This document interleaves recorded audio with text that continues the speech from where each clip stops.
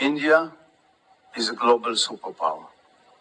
Israel is a regional powerhouse. India is the future. Economist Martin Wolf ने भी कहा है इंडिया 2047 तक सुपर पावर बन सकता है अगर अपनी ग्रोथ को 48। और अचानक कल ये खबर आती है कि इंडिया और इजराइल ने भी एक बहुत बड़ी डील साइन कर ली है। सड़क पार पाकिस्तानियों ने इसके ऊपर बड़ा डिस्कशन शुरू करा। भारत इज ओनली कंट्री जो ब्रिक्स में भी है और वो G7 के साथ भी बैठता है।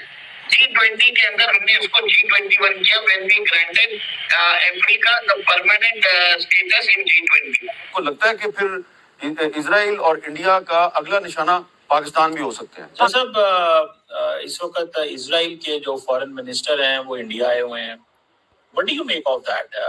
एक तरफ सरहदों पर जाहिर टेंशन बढ़ रही है, दूसरी तरफ भारत के साथ एक 10 साल का दिफाई मुआहदा कर लिया है। इसको लेकर के भूचाल आ गया हर जगह। We are spending the money that we have. Pakistan और हमें सबसे बड़ा फर्क ये है, Pakistan spends money that it does not have.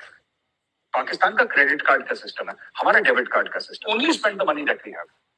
हमारी जेब में 100 रुपए, वो 100 रुपए खर्च कर देंगे। आपकी जेब में नहीं है 100 रुपए, लेकिन आप फिर भी 200 रुपए खर्च करेंगे, चाहे आपको कहीं से करना पड़े ना। जी, इजराइल ने भारत को सुपर पावर बोला, ग्लोबल सुपर पावर। किस तरह से आप इसको देख रहे हैं, कैसे इसको डिकोड किया जाना चाहिए? अमन जी वो लाइन्स भी लगा दीजिए जो अच्छा रहेगा, तो हमारे दर्शक रिलेट कर पाएंगे। देखिए, सबसे पहले तो आप ये देखिए कि global super power Israel calls India global super power. Israel के जो प्रधानमंत्री है वो अगले महीने भारत आने वाले और अगले ही महीने व्लादिमीर पुतिन भी आ रहे हैं। Bharat next year BRICS summit host करने वाला है।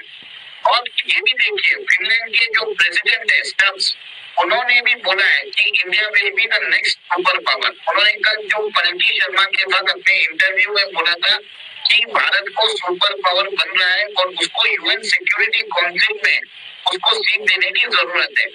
अब जब फिनलैंड कुछ बोलता है ना, फिनलैंड, नॉर्वे या डेनमार्क अगर कुछ बोलते हैं तो समझ लीजिए ये बात बोल रहा है अमेरिका, क्योंकि ये तीनों नेशन जो है अमेरिका के माउथपीस बोला जाता है।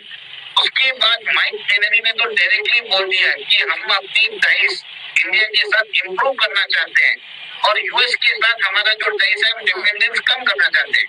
पिछले साल ये वही कनाडा है जो जस्टिन ट्रूडो के रूप में उन्होंने हम पर बहुत सारे सैंक्शन भी लगाए थे, खालिस्तानी ऑपरेटिव्स को उन्होंने शरण दी थी। आज वो कनाडा भारत के साथ फ्री ट्रेड एग्रीमेंट की बात कर रहा है। भारत के साथ हम फ्री ट्रेड एग्रीमेंट की बात चालू कर रहे हैं। अमन जी, एक और एक चीज देखिए, भारत एक तरह से ग्लोबल सुपर पावर क्यों बन सकता है। सबसे पहले आपको ये समझने की बात है, हमारी जो पॉपुलेशन है 67% हमारी जो पॉपुलेशन है, it is in the age जो 35 ईयर्स से नीचे है। 67% of our population is below the age of 35। ये सबसे बड़ा एक चीज होता है। हमारे पास डेमोग्राफिक डिविडेंड भी है। सेकेंड, आप ये देखिए कि हमारी जो इकोनॉमी है 7% से ग्रोथ कर रही है, तो कहीं ना कहीं जो हाई ग्रोथ रेट है, जिसके कारण आप क्या देखेंगे, विश्व भर में सबसे ज्यादा हाईएस्ट ग्रोथ भारत की है। और ये जब हम धीरे धीरे ग्रो करते रहेंगे तो हम 2047 तक हम एक बहुत बड़ी इकोनॉमी बन जाएंगे। यही बात मार्टिन वुल्फ ने बोली है।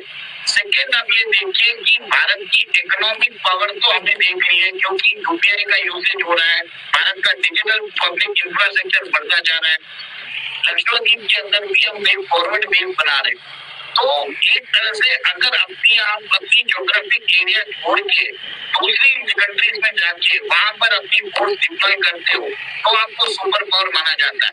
और इसके लिए भारत ने अपनी ब्लू इकोनॉमी और ब्लू वाटर इकोनॉमी पे ध्यान दे रहे हैं। This is another thing. देखिए, भारत ने चालू कर दी है।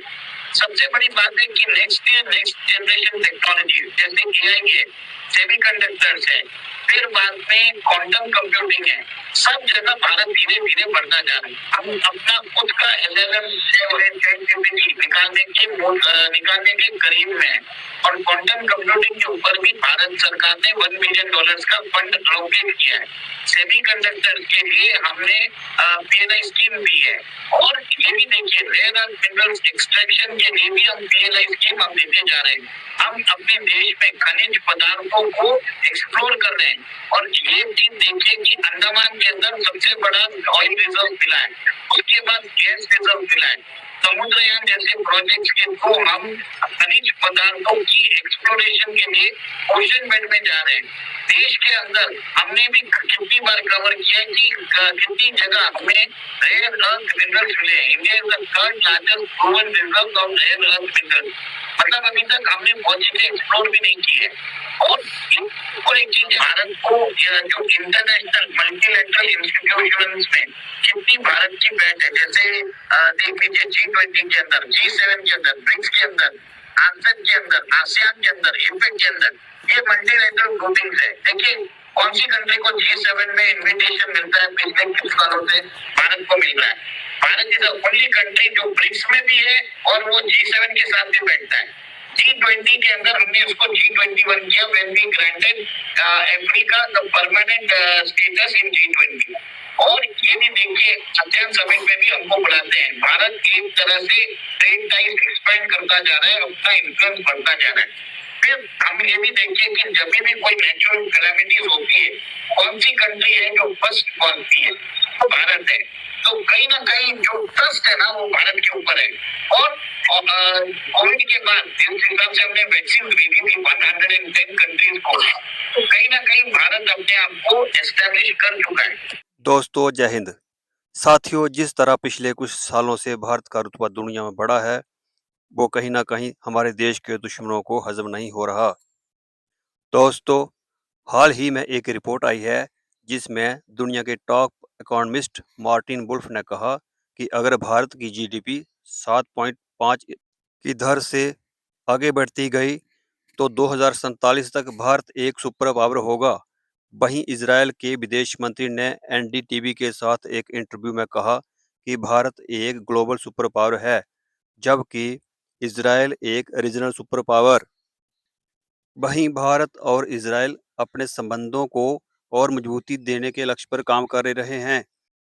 इस सिलसिले में इजरायल के प्रधानमंत्री अगले महीने भारत के दौरे पर आ रहे हैं और खबर आ रही है कि दोनों देशों में एक बड़ी डिफेंस डील हुई है।